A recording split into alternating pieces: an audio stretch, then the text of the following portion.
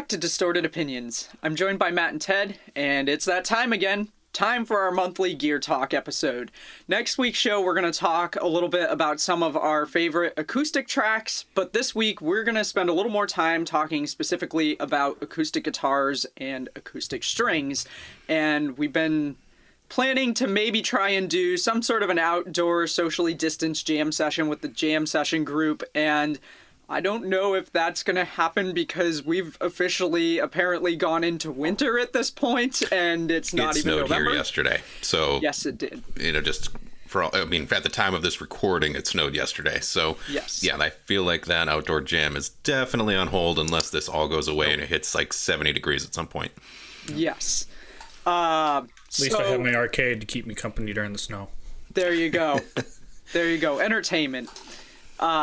So yeah, that being said, I don't know if the jam session is going to happen, but it has gotten us to break out our acoustic guitars, dust them off, maybe put on some new strings.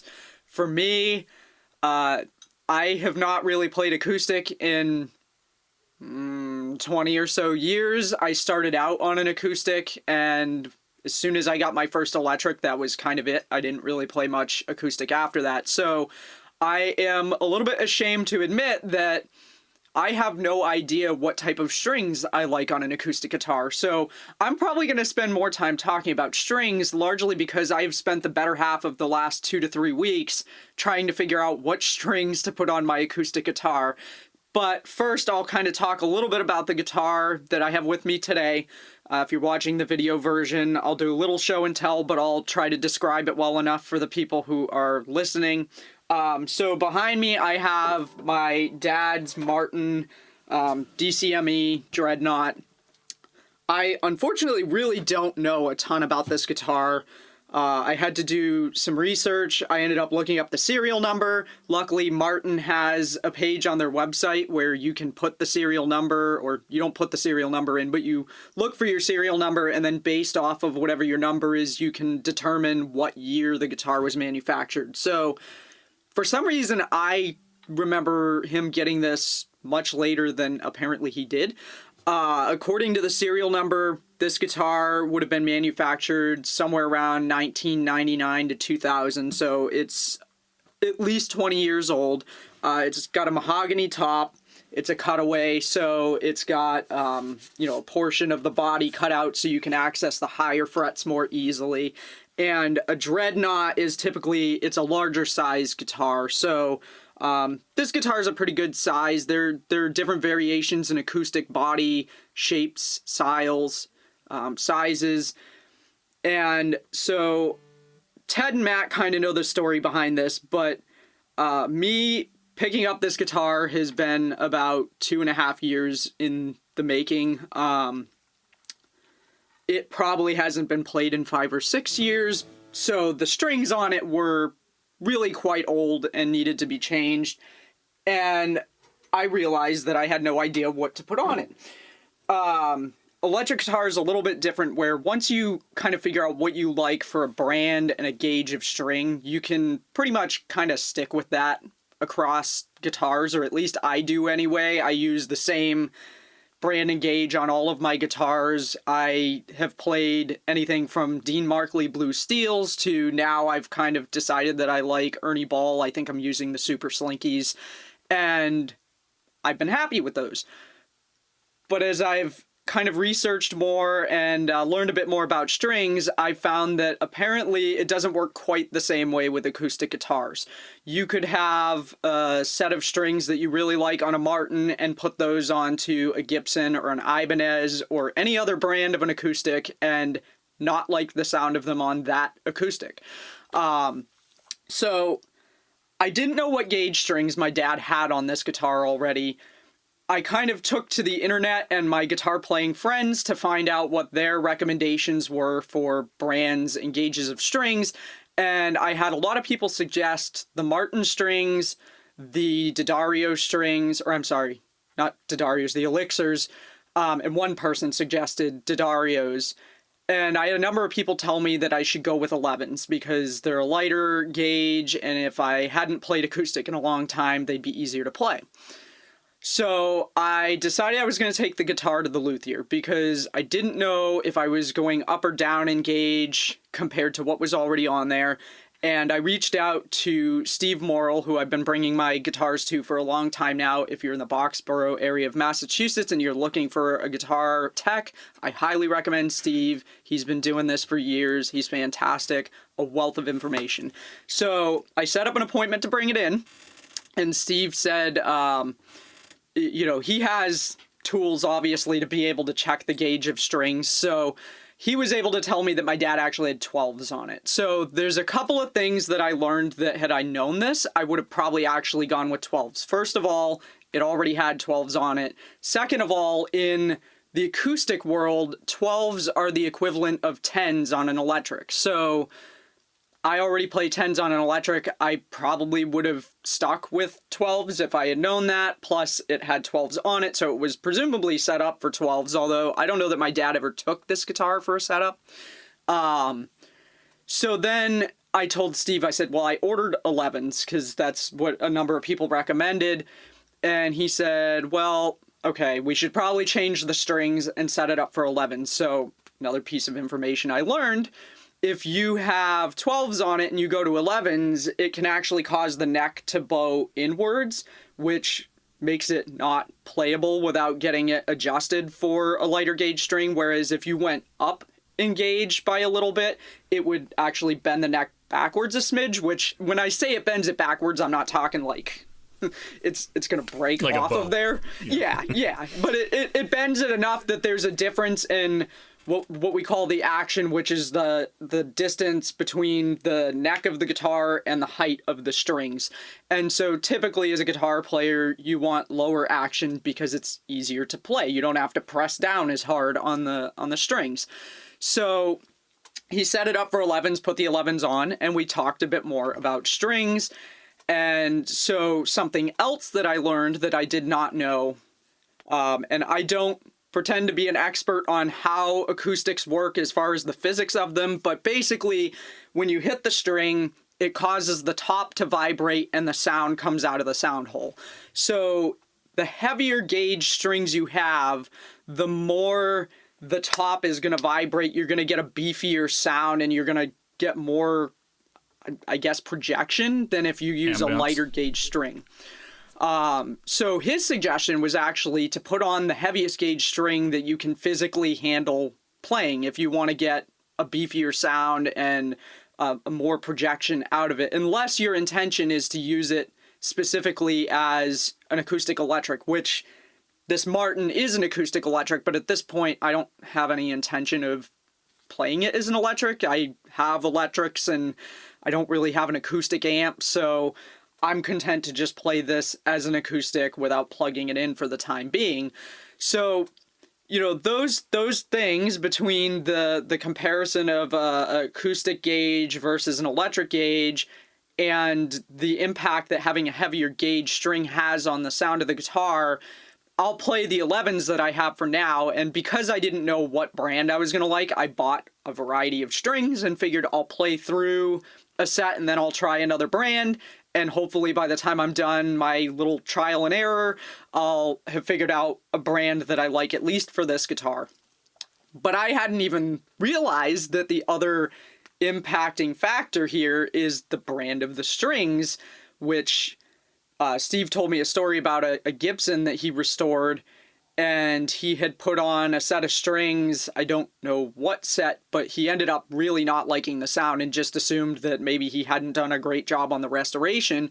And then he ended up putting on a different set and loved the sound of it. So it turned out it was the strings that had the biggest impact on that. So when you're talking strings on an acoustic, you've got the gauge, the brand, and then the third thing is the material of the strings. I was going to say, for what string did he not like versus the one, or did he even tell you what brand that was? I want to say the brand difference, because clearly that had an impact.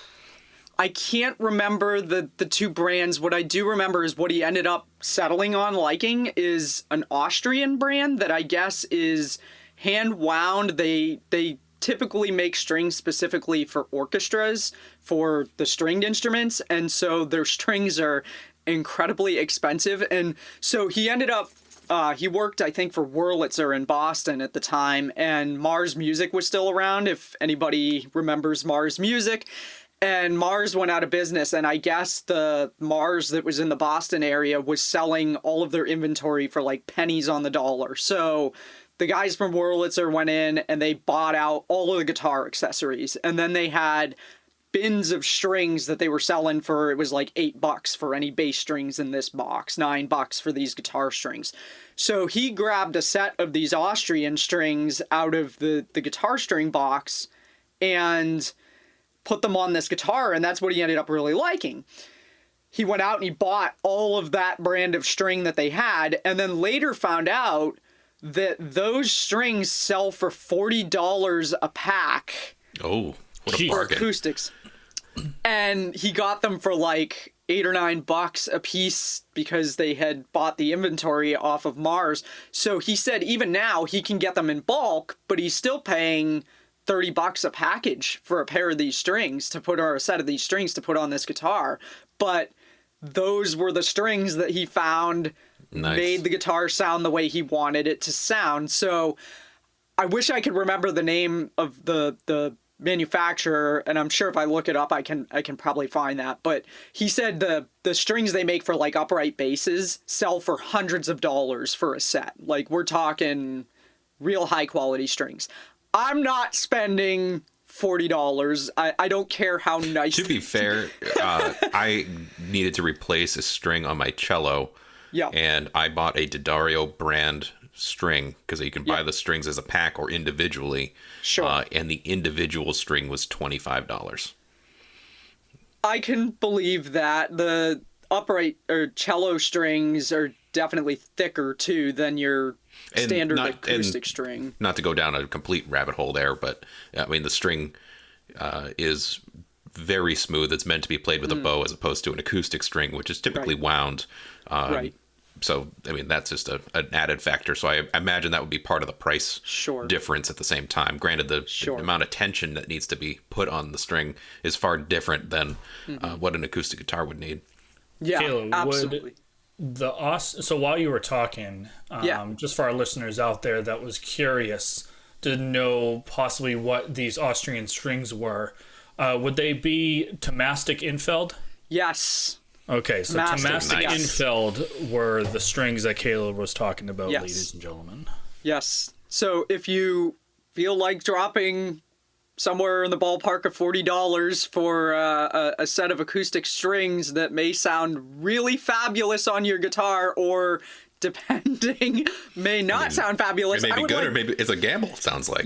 Yeah, I mean, I would like to think for $40, those strings are going to sound good on any guitar, but I can't say with any certainty. I've never tried them, and Steve pretty much said, yeah, just don't buy the $40 a set strings for your acoustic. And my assumption is that he meant, like, right off the bat, kind of figure out what I like for a gauge and that sort of thing, and then maybe consider the $40 a set Tomastics if I want to go that route. Yes, so they're Tomastics, and they're supposed to be very high-end, and he totally lucked out that they had a bin of them that they got for dirt cheap, and he was able to get them at like a quarter of the cost of what they usually are. And but he said that those were the strings that made that guitar sound the way that he wanted it to sound. So it's really, it comes down to the gauge, the manufacturer, and then the third thing, which is the material of the strings. And there's really, as far as I'm aware, only two types of string that you would get, and that's either brass strings, which are also known as 80/20s, so they're 80% copper, 20% zinc, and they tend to have a brighter sound than the other type of string, which are bronze strings.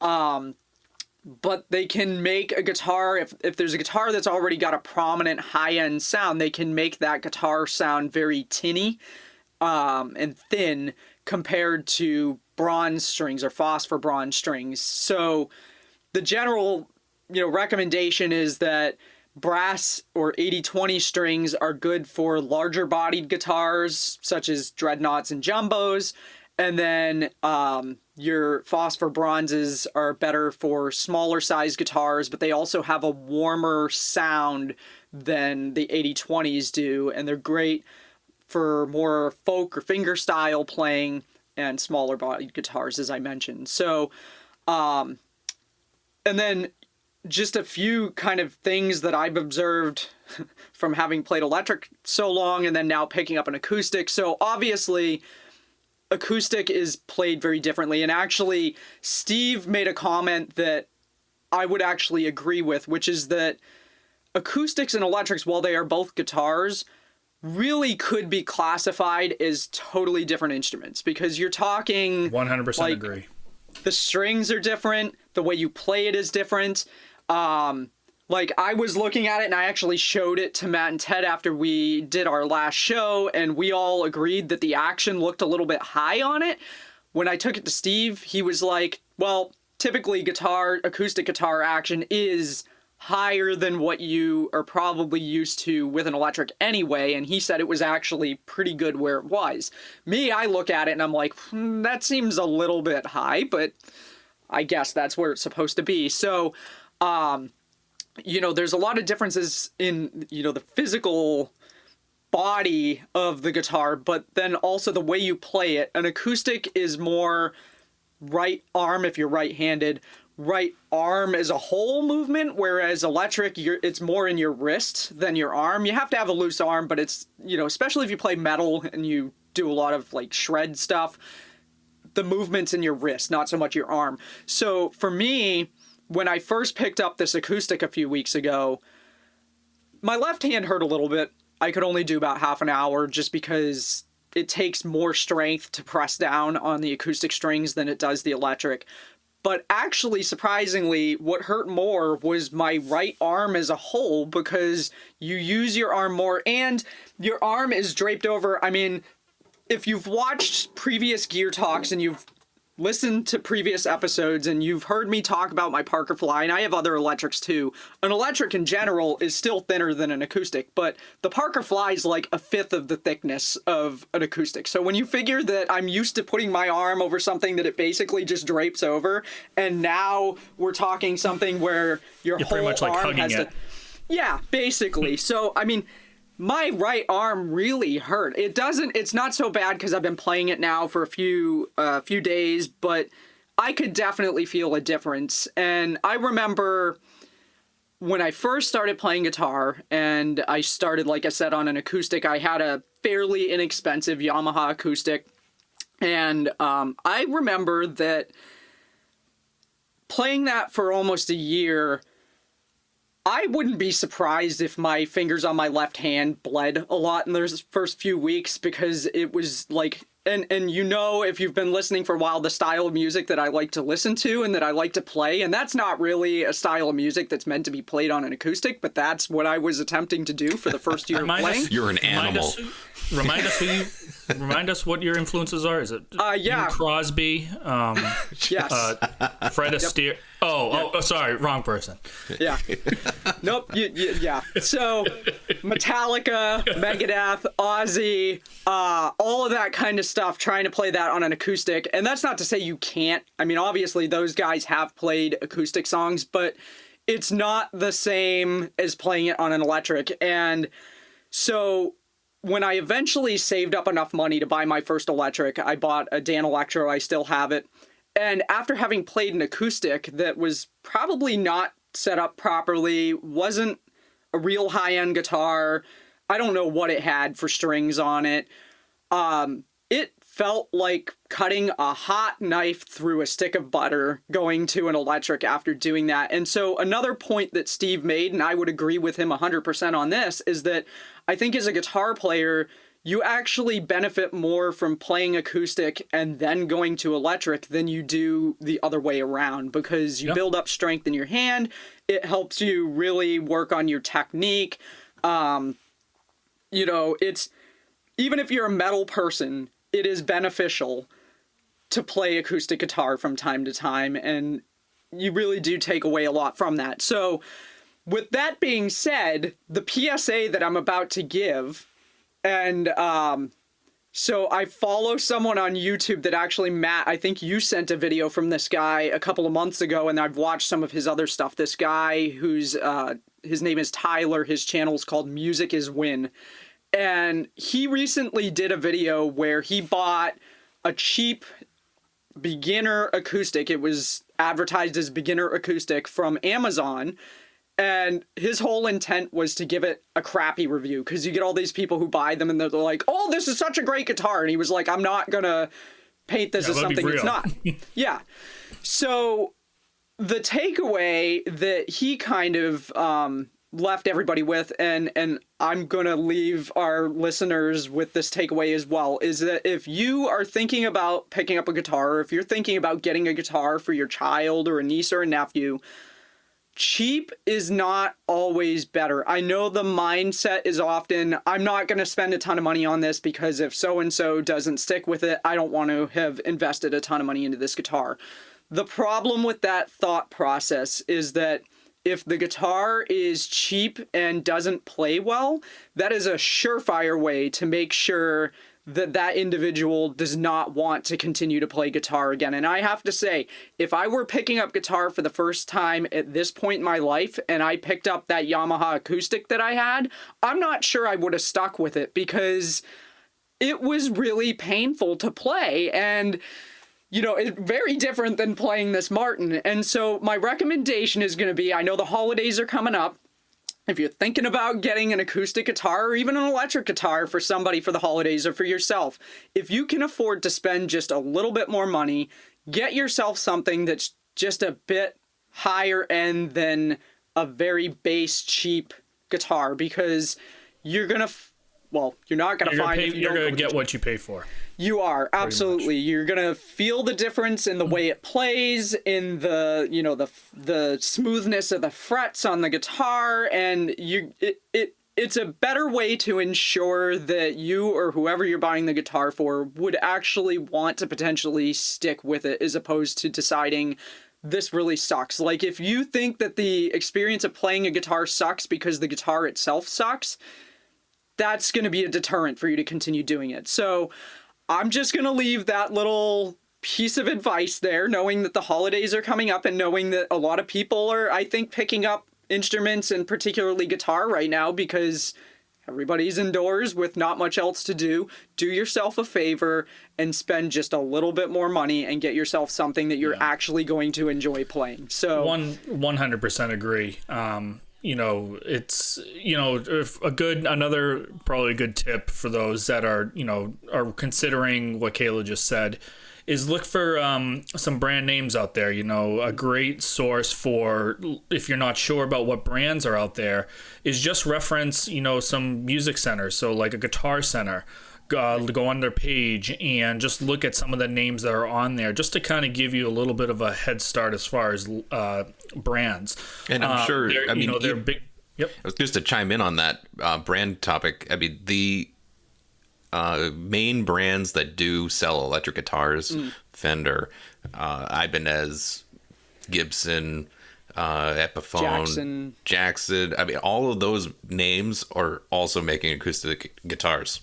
Right. I mean, so there's obviously like the not to say Ferrari end, but you know, Martin is, you know, only acoustic, and they're you know, higher end.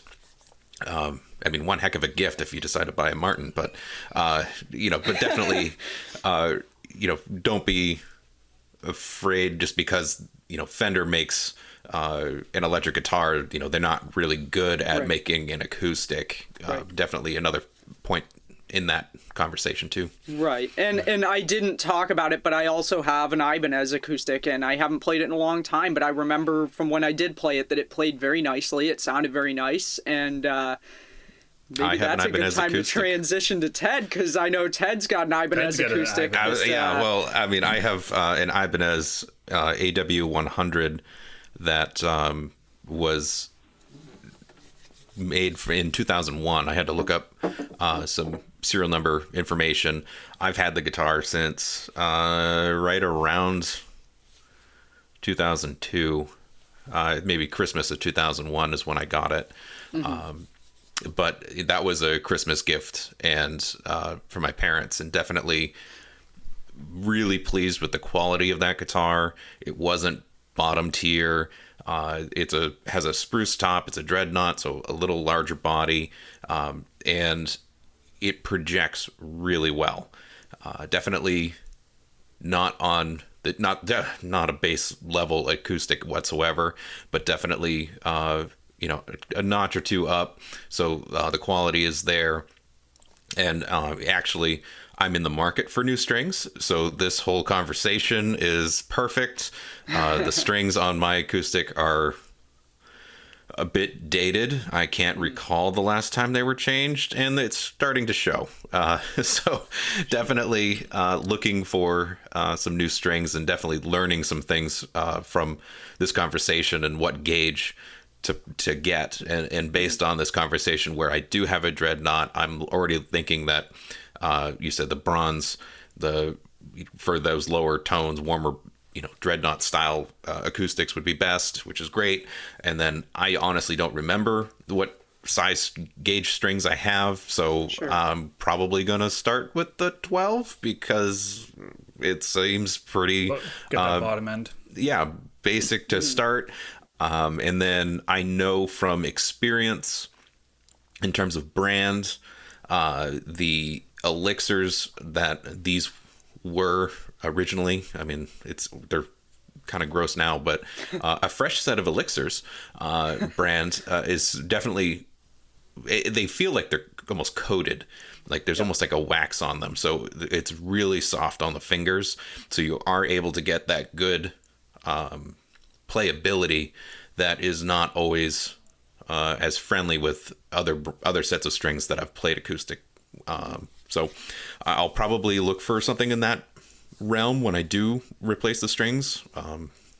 Just need to get out and actually leave the house, because I don't sit here and play music. Online. I know, that's a good point. Yep. Yeah, I ordered mine online. I got them from Amazon, and I had them like 2 days later. Oh, there we go. Also got this really nice Fender microfiber cloth for wiping down my guitars that was highly reviewed positively by people. So yeah, you can get all kinds of stuff on Amazon. See, right now. That's just a different conversation. I prefer the old school. I know. I'm a bit of a boomer when it comes to buying things. I don't really buy a ton on Amazon, and I'll go down to like a local shop, maybe like Minor Chord or something like that, to try to buy strings from them. But yeah, no, I'm with definitely. You 100% on that. I do typically prefer, especially if I'm going to buy a guitar, I'm the type of person that I prefer to play it before I buy it. That's how I've always bought guitars, with the exception of a few.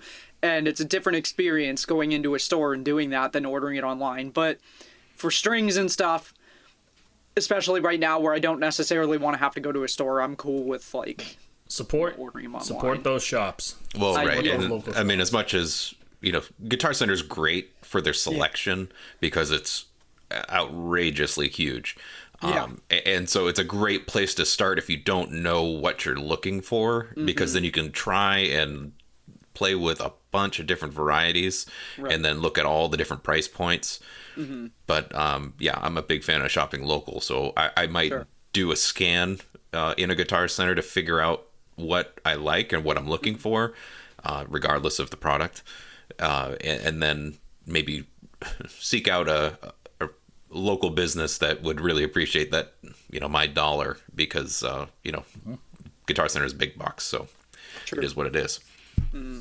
Of course, and some of these local shops too may have hidden gems as well. So there's another shop around our area called Mr. Music, and they have a great variety of product in there.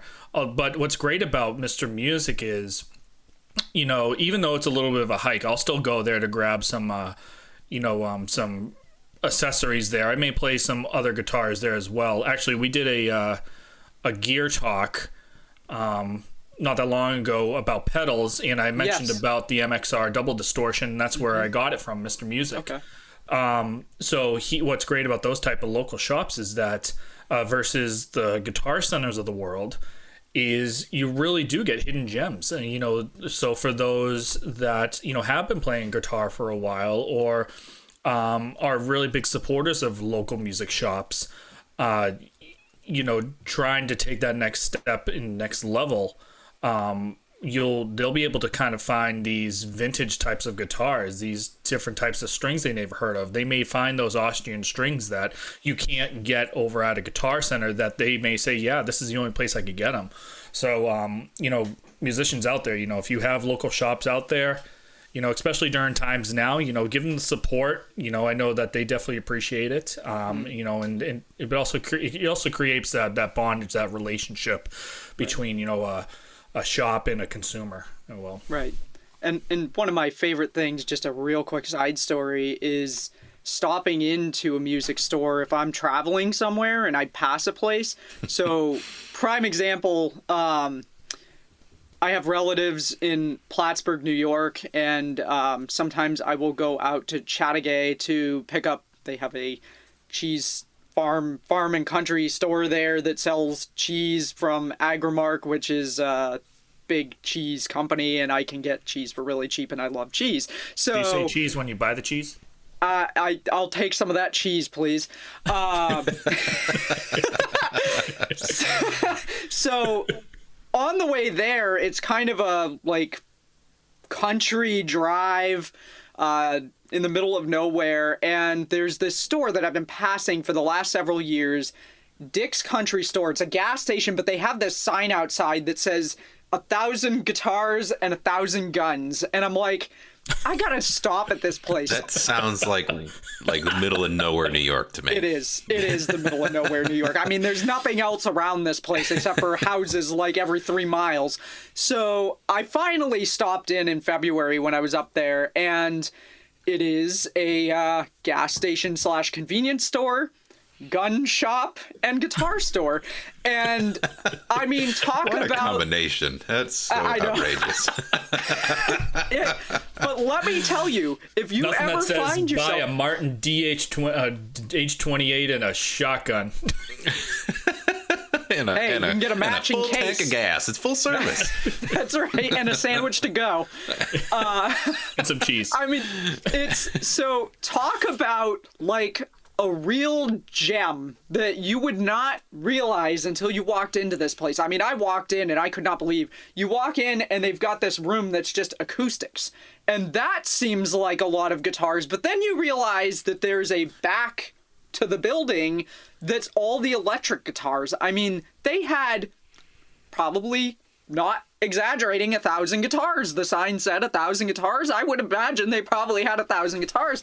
And the prices were really great, and they had some really cool stuff in there.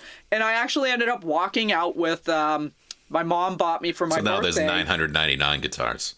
Well, I'm sure they've restocked since, but yes, the 999 guitars on the wall. Yes. Good call, Ted. I was actually going that route. That's right. If you're having trouble sleeping tonight, just think of that. Count guitars. That's right. That's what we do on this show.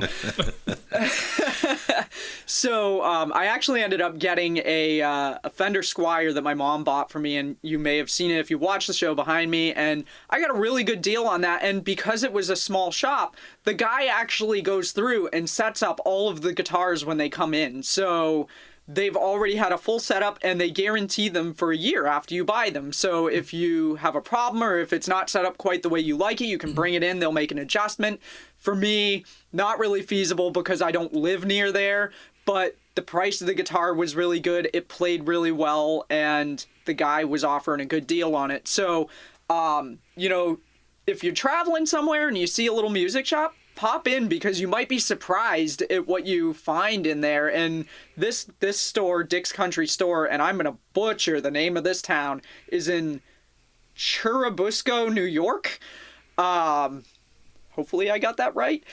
But if you find yourself in that area, definitely stop in, because you'll, like me, probably be impressed with what they've gotten there. Just looking at the outside of the place, it doesn't look like much, but you go in and it's very impressive. I would put it on par with going into a Guitar Center, but it's a small, independently owned shop. So that's my little side story, kind of unrelated to acoustics, but just about supporting local music stores and stopping in when you're traveling, when you see a place that looks interesting, and you might be surprised at what you find. Like I Matt have a quick said, side story just on that same rabbit hole because we're already here.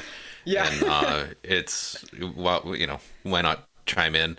I too have stopped in on the road. I do travel. Right. I used to travel even more, but I was in the middle of nowhere, small town Kansas, and for work, and had some downtime. I found a local guitar shop, or music shop, I should say, and they had some pedals and some other things for sale that looked pretty interesting. So I popped in, and I wound up picking up a Metal Zone distortion pedal because Nice. I needed it to fit in my suitcase because I'm flying home. I'm not buying a guitar. I don't want it shipped or anything like that. But I was also wanting that particular pedal. It was used, and I think I still have, it was only like $30. Wow. Which, I mean, again, it was basically on consignment, but again, a one-off, middle of nowhere, small music shop. Somebody was just traded it in, and they're, you know, just selling it. And I think I got it for $30, and Nice. no regrets. And you know, another hidden gem for a good price in the middle of nowhere. So whenever we're allowed to travel again, definitely support local in the middle of nowhere. That's all right. So that's my 2 cent story on that. It's amazing. And You have one? things come in threes, so I'm gonna jump and do a All right, here real we quick go. mini story too. So, I bet these listeners are probably like, "Are you kidding me? Another story?" But then again, you might have podcasters that are like, "All right, I like these stories." So, Kayla, Ted, similar to what you guys were talking about as far as supporting these local shops and whatnot. So, obviously, if I had the money at the time, I would 100% support these guys. And actually, it's still on my docket for when that price point comes. But here and there, I'll go ahead and I'll take trips up to New Hampshire because, I don't know, New Hampshire, to me, it's like I'm not from New Hampshire, but, I have some family that has cottages up in New Hampshire. And, just like a little, kind of got like a little special place for New Hampshire, in my heart type of thing. But I remember one day just Googling, hey, just guitar shops, because I was so familiar with the Guitar Center up there in Nashua that I was like, well, let's see if there's other shops out there, kind of finding that Mr. Music out, but from a New Hampshire standpoint. And I came across this shop that was, it was entitled John Mann's Guitar Vault. And I'm thinking, oh, okay, hey, who's this? And it's in the middle of Bedford, New Hampshire. Not Bedford, Mass, but Bedford, New Hampshire. So I'm like, hey, you know what? I'll go ahead and I'll take a trip. So I remember pulling up, and it's a regular house, and it's almost kind of like a little barn. And I'm double thinking to myself, hey, is this the right place? And he's got this little sign out there. So I went ahead and I went around the back, and it's literally a barn, and it's 2 floors. He has one floor that's kind of like regular accessories, and then the top is all where the guitars are. Almost kind of like a little studio room. Well, come to find out, this guy is an authorized distributor of Paul Reed Smiths. So, Paul Reed Smith is eventually going to be, and I have, kind of like a little project one here that, I play here and there. But eventually, when that price point comes for guitar players out there, Paul Reed Smiths are, they're pretty expensive. They're kind of up there with, Gibson price ranges. But think this Santana. guy had... Huh? Yeah. Think Santana. Yep. When you think Paul Reed Smith, exactly. I think Santana. John Mayer as well, I believe. Yep, and Tom Johnson of the Doobie Brothers. So that goes to show you where that price point is. Mm-hmm. But so I remember going up here, and this guy had all different types of Paul Reed Smith guitars. And Paul Reed Smith has this kind of like a custom shop that's called the Private Stock. And this guy, I couldn't tell you how many Paul Reed Smith's private stock guitars this guy has. So I remember going up there, and if anyone knows about private distributors, that they're very, very like on par and have their like alerts up all the time, 100%, because again, these price, if someone picks up a guitar and they drop it, hey, you own it and you're going to own that price tag as well. So if they could try to reduce the amount of playing, okay, this guy will make sure that, like, hey, if you're wearing a jacket, please take off the jacket. Okay, if you're wearing a belt but it's not being your shirt's not long enough to cover it, please just do whatever it takes to kind of cover the belt. That way you don't get belt for those rash. that don't understand, Paul Reed Smith is a few $1,000s per guitar. So few, sometimes 5 or more. Yeah. So that's the reason why there's like no scratches or anything like that. So just to point that out. People don't want a guitar that's got scratches and dents on it. Exactly. I mean, would anyone, would you go out and buy a brand new car that has a scratch on it? No. Right. No. So same kind of idea with the guitar. But to make this real quick, I remember sitting down and this guy comes over. He goes, "Oh, hey, do you like that?" And I was testing out the new John Mayer signatures. And come to find out, this guy is personal friends with Paul Reed himself, and he had pictures of of him and with Paul Reed, and he actually developed a part on the Paul Reed Smith that's known to today. So he's I had a great conversation with this guy. He's really good. Again, his name's John, and he just talked about all the stories about working with Paul Reed, and he literally takes these guitars and brings it to his own home to distribute out, on a personal level. But it was just great to know that, kind of going back to the whole concept of support those local shops. Yeah, they may be a little more pricey point and whatnot, but the thing that you're getting out of it is the relationship building behind it, and if anything, it's one of those that it's on my radar that when that price point comes, feeling comfortable. I have a family, obviously, and it's that will. It's a little expensive right now. Yeah. We all have bills. Right. Oh, yeah, very, very much so. I mean, some of these private stocks are even 5 figures too. So it just goes to show. But check them out. I definitely highly recommend it. Even if you want to go ahead and for those that do have those price points and you're looking for like a guitar and you're comfortable for it, check him out. He's a great guy. He's very, very very intelligent when it comes down to the Paul Reed Smith in and out. And he's got some incredible work with him directly. Yep, very, very much so. And you said this is Johnny's Guitar Vault? It's called John Mann's Guitar Vault. Man with 2 N's. Okay, I'm gonna have to check this place out. I know. It's road trip. Wicked awesome. Yeah.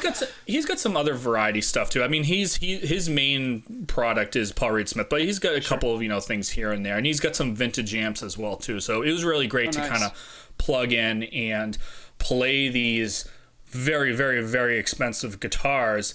And yeah, there is a sound difference, when it comes down to those types of aspects and whatnot. But kind of getting back to the whole acoustic thing. We really derailed. We went on that was a whole different topic. Entirely. So we started on acoustic strings, and we ended on support local. I mean, we did. It's fine. It's a two-parter, right? Yeah, 2 parts, I guess. So one of the things that, acoustics, we talked about it. I'm a huge acoustic guy, folky guy type of thing. Started off really on the electric and then went to acoustic for a while and then kind of went back, and now it's, flips. But one of the gems I found was, I have a Yamaha FG300 red label, which I picked up at Guitar Center, I want to say years ago. Probably high school days, and kind of customize it a little bit.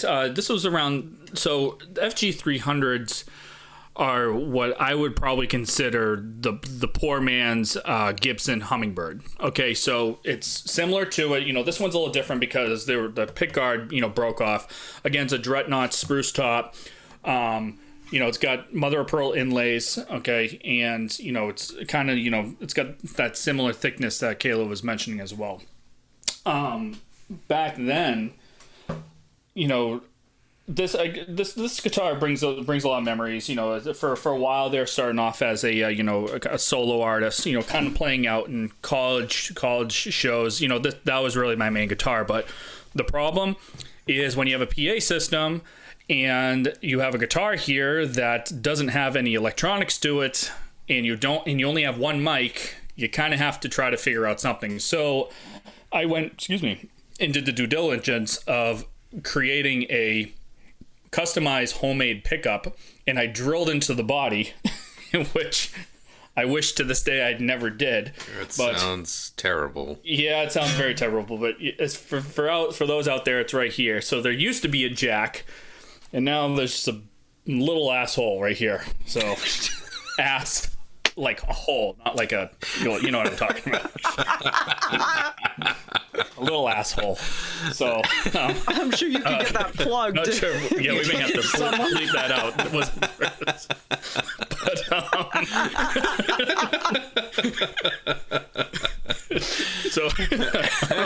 anyway, so what's funny is but I can't get over that. That was a slow burn. A little hole. So I'm gonna call that your asshole guitar now. My asshole guitar. This asshole guitar brought me a lot of memories. Oh no. Oh shit. So, all right, that's a good 60 seconds or so. Oh god. So anyways, okay, time out. Okay. You wish you didn't give your guitar an asshole, huh? It's a little asshole. Like literally, it's like a. I mean, is it able to? Are you able to get the picks out of it? Oh yeah. just goes right big enough, God. but. So I got to plug that hole up at some point. But kind of get back. So what's great about this is that for a while, I really took advantage of it, and I kind of wish I didn't. So I kind of like made it my own now, and kind of, the pick guard broke off because it was made of plastic, and trying to find a replacement for these types of pick guards, it's a vintage type of guitar. So, again, don't really have the money to go ahead and just buy one customized piece for like, say $200 just to throw some, glue on it and just to call it a day. So I pretty much kind of made it like a Mavenari, a signature type of guitar. But to this day, it's got some memories. So for the time being, this guitar is actually coming up on 50 years. So that guitar was made in 1971. And for the just gave it an asshole. And gave it an asshole. So, hey. Not going to get over this. We're going to talk about this after the podcast. This is now an ongoing joke. This is worse than the drumsticks episode. Thickness and little assholes. Oh, no. So, but anyways, it's been my type of guitar to go to. The strings I throw on there, I really should throw, acoustic strings on there right now. I'm going to be completely honest with our whole audience. I didn't have any strings. I really wanted to go ahead and tune it. I did set this up to be in a D5 tuning for when I write some songs. But what I found, what I liked about the strings I'm putting on this guitar itself is I put on electric strings, actually. That's what I was afraid you were going to say. Mm-hmm. I put on Ernie Ball 10s on there, and I'll tell the reason why is because I feel like it gives it a little bit of a brighter sound. Now, this guitar is obviously, it hasn't really been humidified. Okay, taking care of it has had its ways and whatnot. It's definitely dry as hell. But I think that with the bright tones of electric string and throwing it onto this acoustic has brought a different type of element.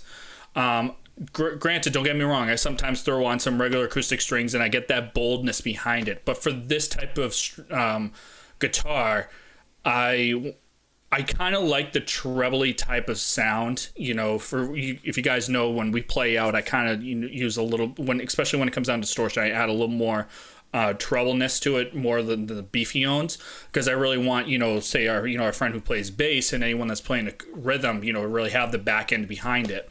And that way it doesn't sound muddy when we're all playing together. But for this, it's a little pretty unique and whatnot. But I mean, as we were mentioning, when you're playing acoustic, you really should go with acoustic strings. When I do throw acoustic strings onto my Yamaha, I particularly go with elixirs. Kind of having a brain fart right now with the types, but I'll usually go with the bright elixirs. Again, just kind of give it a little bit of what is it? A brass elixirs to give it more of those brighter tones. But yeah, it's been definitely gave some good memories. Got some good gigs out of it. It sounds like a completely custom. Granted, the pickguard and the electronics that you've added, and then electric strings on it. It's certainly a Frankenstein of an acoustic, it sounds like. Oh, it definitely is. And what's great about it is that, and we'll do a podcast, in the future. But obviously, in today's day, we lost a great musician, Eddie Van Halen, and, he had a guitar, the Frankenstein guitar. Everyone's pretty familiar with it. Yeah. What's great about guitars is what's great about being musicians is that there's no standard to being a artist. There's no standard to being a musician. Okay, you have musicians out there that collect guitars, okay, just for the hell of it, okay, but guitars are meant to be played. They're meant to be beat up, okay. Any music, any instrument for that matter, to give it some history. So with this, I did Frankenstein it to what I felt was a great sound. It may be a different sound for someone else. And I may have some listeners out there that are saying, what the hell is he putting electric strings on there? Okay, well, that's fine. Everyone has this difference and whatnot. Someone may like Seymour Duncan pickups versus, regular standard, pickups or whatnot. Someone, again, it all differentiates on what the player plays. And I think that's what's really unique is when you do Frankenstein something, you get something that's completely different from what we're particularly introduced to in the store. I mean, hot rodding cars, custom anything. I mean, it certainly puts your own personality into it. Custom things don't always necessarily have a good resale, but the person behind it had a vision or wanted to try something different and kind of push the envelope in a certain way. So customization, I feel like, is going to be another. We have to talk customization on a different episode. We can't keep on going down this rabbit hole of other side stories. Otherwise, we'd be here all day. But definitely nothing against customization. But I feel like we've already kind of derailed off this whole episode as far as we've gone. So I feel like we need to rein it back in. And yeah, we definitely will. So to end, my segment or whatnot, obviously, jamming out with, jamming out with, colleagues, friends, anything like that, or even playing out shows, I had to get another acoustic. So, we'll do another, I'm sure we'll do another gear talk on another, guitars and whatnot, but I bought a, Paul Reed Smith Angelus acoustic electric, didn't do anything to it. And that's regular standard tuning. So, when we do have, these jam sessions, or if we did like kind of like social distance jamming one day, because we're still kind of in that era right now, that at least there's something that, will be, a regular kind of blending in with everything else and whatnot. But that's pretty much my segment.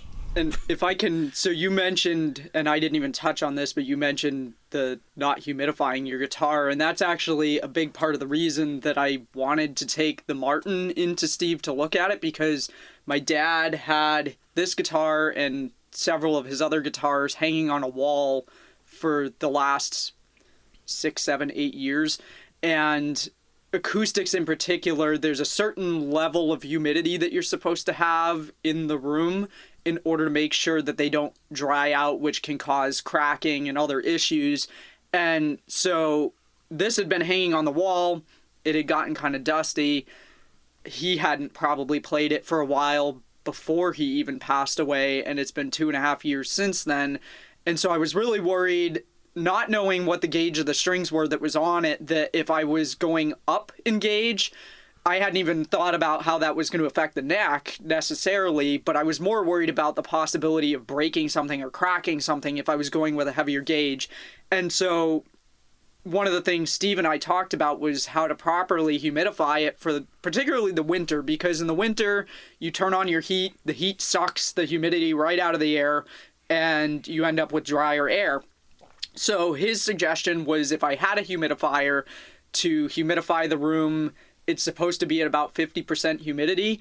If I don't have a humidifier, or I think his suggestion was even if I did have one, it might be better for the winter to put it in the case. You can get in guitar humidifiers that you put into the sound hole and put it in a trash bag and then put it in the case, because then the trash bag's going to keep the moisture in and keep the guitar properly humidified for longer than if you've just got it hanging on a wall with a humidifier running. So particularly when it comes to acoustics, it's really important, especially in the winter months, that you make sure that you keep the guitar properly humidified. Fortunately, Steve looked at it and said, no, it looks fine. I don't think it's, too dry out or anything that it's going to crack or have any issues. But yeah, you should definitely be humidifying it, especially in the winter. So just real quick, because we didn't really touch on that, that is, if you own an acoustic, that is something that's kind of important, and especially if you've spent a lot of money on the acoustic and you want to keep it in good playing shape for years to come, you want to make sure that you do proper maintenance on it. And also part of the reason that I got this microfiber cloth that I was talking about earlier, you should really wipe down your strings on any guitar when you're done playing it, because you have oils on your fingers that will cause the strings to deteriorate faster. So that's actually something I kind of also learned from my guitar teacher, Greg, who has always wiped down his guitars. Every time I took a lesson with him, if I was the last lesson of the day, he was wiping down his guitar before he put it in the case. So just a couple of maintenance tips if you own guitars and you're not already aware of these things, or if you're thinking about getting a guitar, these are some things that you definitely want to take into consideration. So another also PSA thing, okay, and I've witnessed this. I've actually had arguments with this musician, but Ted was referencing about strings. I believe it was the elixirs that have like a coating to them. Okay, it that feels like definitely anyway. Yeah, they do. I've actually had the unfortunate conversation with a musician I will not mention that felt that spraying olive oil on the strings gave it a coating, and you could, in quotes, fly better on an acoustic as far as soloing, anything like that. I had multiple arguments with this particular person and said, you are crazy. That is stupid. Don't do that. You are destroying your neck. So, ladies and gentlemen, for any reason, they would spray it while the strings are already on the guitar. He would literally pick it up. You take some Pam and just spray Pam all over the guitar. Fry an egg on it on a hot day. What? You might as well, he literally would play and go, and then take that cloth and wipe it down. So literally it was like pretty much baby oiling a friggin' guitar. And I couldn't tell him how many times that was the most idiotic, scenario I've ever mentioned. That I've ever I've never even witnessed. Heard of that, so I'm happy that it's an unusual thing. So let's for a second talk kind of on that line. So as far as cleaning of the guitar and oiling it, the suggestion that Steve made, because there are some marks on this that I thought maybe there was something on the body, but Steve looked at it and said, no, that's actually the grain in the wood. And I said, so I bought this Martin guitar cleaner to kind of wipe it down because it hasn't been cleaned in a while. And he was like, don't use it. And I was like, really? He said to use an ammonia and water solution 3 parts water, 1 part ammonia, and for the neck to use essential oils, either orange or lemon. And like when he said essential oils, he meant like cooking quality oils, not just some cheap essential oils that you bought somewhere online. It has to be high quality oils. But he said that is all he would apply to the neck or body of an acoustic. And I'm pretty sure if I told him that somebody is putting olive oil on their guitar with to be the fair, strings it's cooking on grade, it, right? Kind of argument. there's a difference between olive oil and lemon or orange oil, though. But and I'm pretty sure he was saying to do that when the strings were off of it, because he also said to take a little bit of steel wool to the frets and just clean up some of the like grime that's built up on there. But oh no, this was full-fledged. Like the guitar is already set up, and he just took a regular like Stop and Shop olive oil sprayer, and like you would use on a friggin' skillet. It's a good way to screw up your strings. I know. I feel like you're going to go through strings a hell of a lot quicker doing that, because you're going to end up gunking them up, and it seems like you get stuff sticking to them. Like anytime I've sprayed oil, okay, so that leads me to another minor part two to that argument, which was you will see reports out there that you could extend the life of strings. Okay, now string changes typically are around, I mean, you really should be changing your strings, I don't know, I want to say like every 3 months. You know, if you're really active, depending on playability, I feel like. Yeah, I was gonna say. Yeah, if you're really actively playing, then it's almost every month. Okay, I mean, my actively playing is like, you know, at least a minimum of 4 gigs a month. But if you're kind of jamming here, out and there, whatnot, yeah, you really should, you know, try to do it every 3 months. But this person said, okay, well, all I have to do is just take the strings off, boil them, and I could get another month. Oh, left. I've heard the boiling trick. Yes, it's. Is this a cost issue? Yeah, it's basically is this a extending the cost life. issue? Like not wanting to. Yeah, it's basically you're extending the life of the strings by basically boiling the gunk off of them. Suckers off of any guitar when I change the strings. It's just easier. Yeah. So I'm not going to take them off and try to rewind them back around the posts after. I feel like it's on the same wavelength as putting batteries in the freezer. Yeah. I've never done that either. Yeah, that's a thing. It's like I don't know. Yeah, it's wow. Yeah. Okay. I don't know. I feel like it's just like one-off things that like to extend the life of something. I don't know if I like these, but I'm learning something new. Yeah, no. I didn't know people boiled their strings to get another month's use out of them. Well, you know what's funny is that when hearing this, again, I was definitely baffled, and I really couldn't help but say, I have to test this myself. I boiled them, and I threw them back on, and they still sounded like shit. So I was just like, I'm sorry. Anyone out there that believes that the boiling of the strings works, like, we need to have a side conversation to explain why. Because if for any reason, like, I'll give you this $5-6 to go buy. Great segue. If you do, let us know. That's right. Yep. Because we can be contacted either on our Anchor page or via the email. Matt, what's the email? DistortedOpinionsShow@gmail.com. All right. So, yes, if you actually do any sort of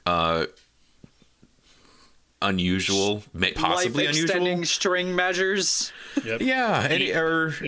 Do you spray olive oil on your guitars to play quicker as opposed to?